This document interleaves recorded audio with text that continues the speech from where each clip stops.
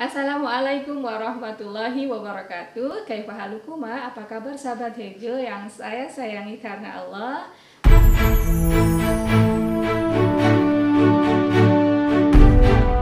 Ahlan wasahlan, selamat datang kembali di YouTube channelnya Hejo Store. Senang sekali saya bisa ketemu lagi dengan sahabat Hejo semua yang sudah beberapa hari ini ya, dan baru kali ini saya bikin video.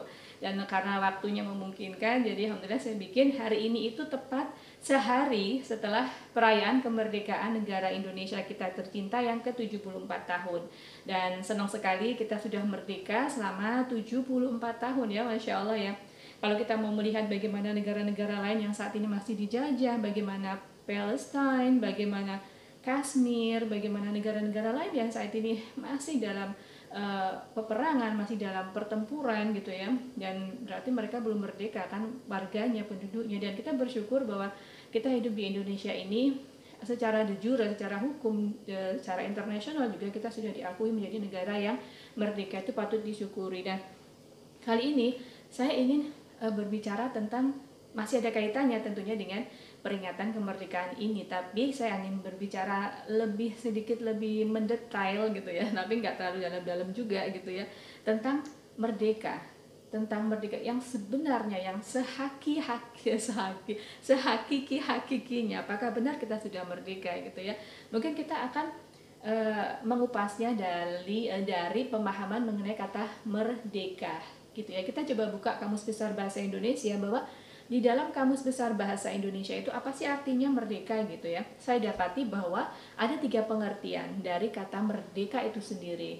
Yang pertama, pengertian kata merdeka yang pertama dari Kamus Besar Bahasa Indonesia adalah bebas, yaitu bebas dari penghambaan, bebas dari penjajahan, dengan arti kata yang lain berdiri sendiri.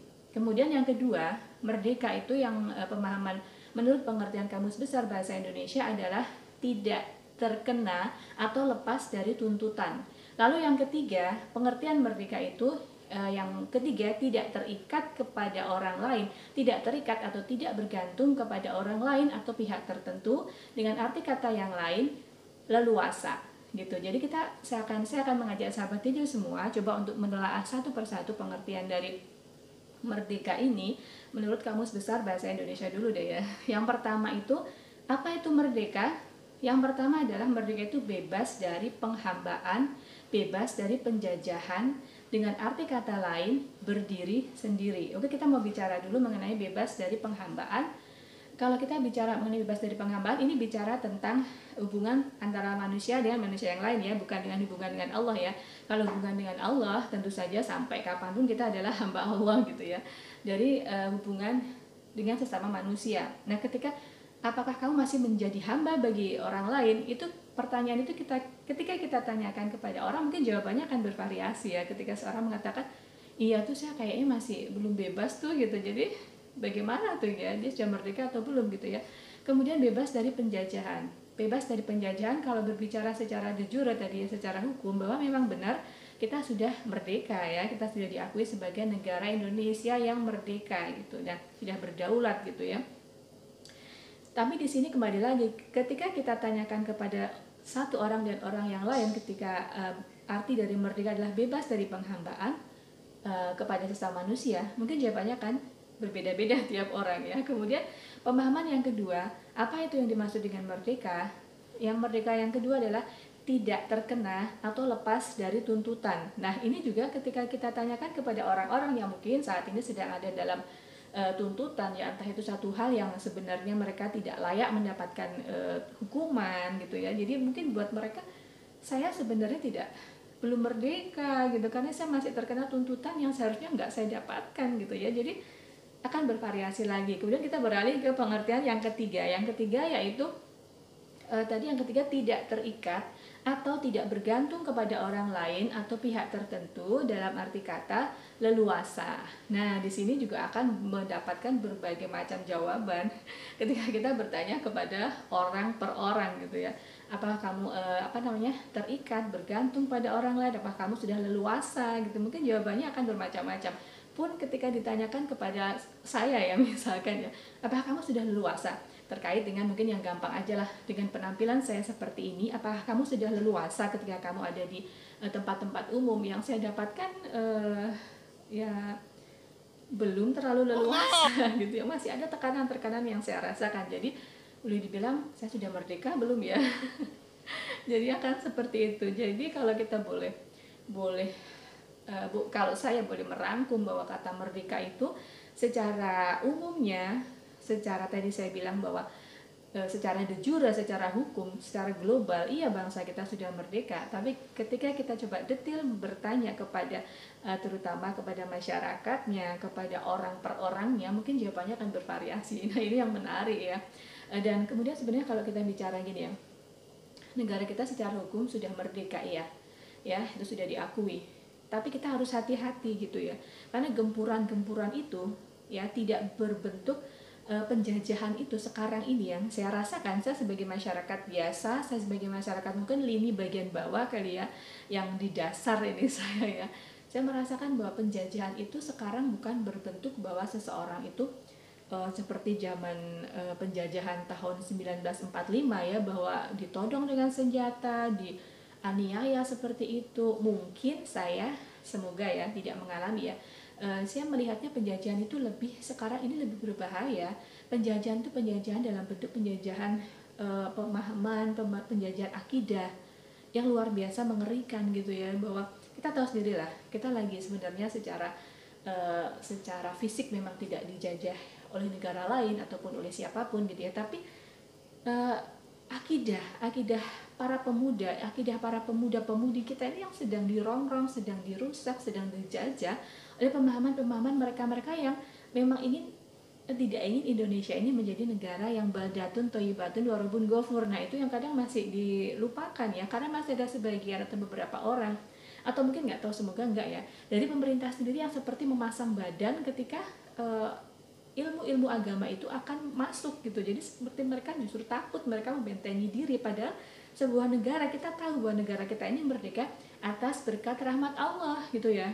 Rahmat dan berkatnya Allah itu akan turun ketika negara itu taat dan patuh kepada Allah. Dan dia justru takut dengan ajaran-ajarannya Allah, ajaran-ajaran Rob, ajaran-ajaran Rabbul Alamin.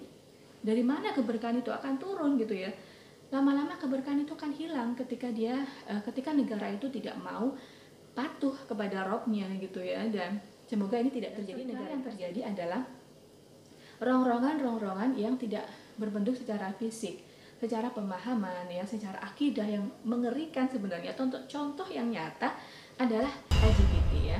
Berarti kita tahu bahwa transgender, kemudian lesbi, gay gitu ya, dan yang menyedihkan sekali bahwa pemerintah, sekali lagi ya, saya hanya ingin berikan masukan sebagai warga negara Indonesia, semoga didengar ya, bahwa tolong hal seperti itu kalau memang ingin dilindungi dengan alasan hak asasi manusia, bukan seperti itu caranya. Maksudnya harusnya mereka dirangkul, kemudian dikasih tahu pemahaman secara agamanya apa. Kita nggak harus Islam ya, mungkin dia agamanya non Muslim, agamanya mungkin Nasrani atau apa. Berilah pemahaman. Saya yakin tidak ada satupun agama yang diturunkan oleh Allah, diturunkan oleh Rabbul Alamin yang membenarkan perbuatan-perbuatan. Saya yakin, tanya di agama Kristen, agama selain Katolik, tanya membolehkan nggak mereka perempuan dengan perempuan, laki-laki dengan laki-laki. Nggak ada satupun yang membenarkan. Agama-agama samawi loh ya, gitu, agama yang diturunkan dari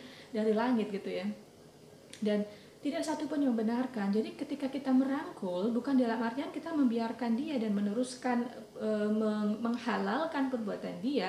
Justru kita harus memberikan pemahaman yang lurus bahwa apa yang kamu lakukan ini adalah suatu penyakit gitu loh, dan harus disembuhkan.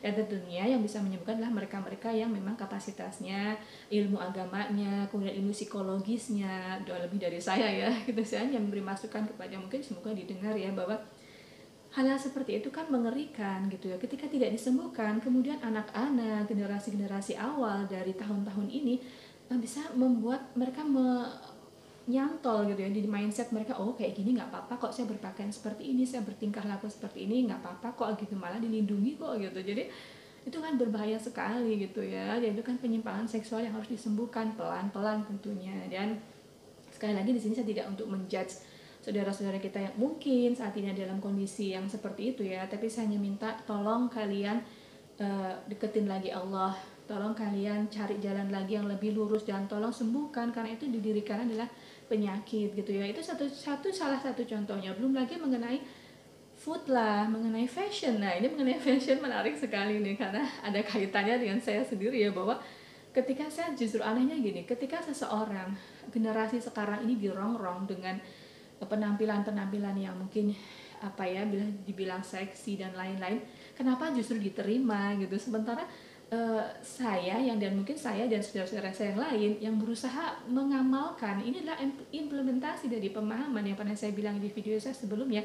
Ini adalah realisasi dari pemahaman yang kami pahami, yang ambil hijab itu seperti ini yang kami pahami. Tapi kenapa justru kami yang berusaha taat gitu ya, belum taat 100%, masih berusaha taat, justru lebih banyak dinyinyirin gitu. Saya masih juga bingung gitu, kenapa mereka yang berpakaian rok seperti ini, baju yang seperti itu, yang saya juga nggak tahu itu adat dari mana. Banyak yang bilang kan, kadang yang berpakaian seperti saya ini, kamu sih orang mana sih gitu, orang Arab, balik aja ke Arab gitu. Kadang saya juga bertanya balik gitu, terus yang kamu pakai itu memang adat mana gitu, pakai rok pendek, kemudian pakai kaos atau pakai model baju yang apalah namanya, itu adat mana? Itu bukan adat Indonesia, pulang sono gitu, kamu jangan di Indonesia gitu kan. Itu adat mana juga nggak tahu. Kalau dia bilang ini kan Indonesia, bukan. Setahu saya kalau Indonesia, kalau orang Jawa ya, Indonesia itu dari dulu pakai kemben. Orang Indonesia tuh dulu datang awal tuh pakai kemben ya, adatnya orang Indonesia. Kemudian di sini pakai konde, pakailah itu tiap hari kalau kamu merasa kamu sangat Indonesia gitu kan. Nah, pada akhirnya penyelesaiannya apa gitu, akhirnya justru akan terjadi konflik dan hal-hal yang tidak diinginkan gitu ya. Jadi tadi sebenarnya kalau kita boleh dibilang, sudah merdeka belum sih? Tanyakan lagi pada diri kita masing-masing ya. Nah, sahabat Tejo, silahkan sahabat Tejo saksikan video yang berikut ini. Diapain sih? Banyak yang saya terima, saya dipukul, saya ditabok, dikelepakin kepala saya kan. Saya udah jatuh, diinjak dada saya. Juga saya bangun lagi, tendang lagi sama polisi satunya lagi, sampai saya jatuh saya kena batu, ini masih ada bekasnya ini. Kena batu, sobek air sini.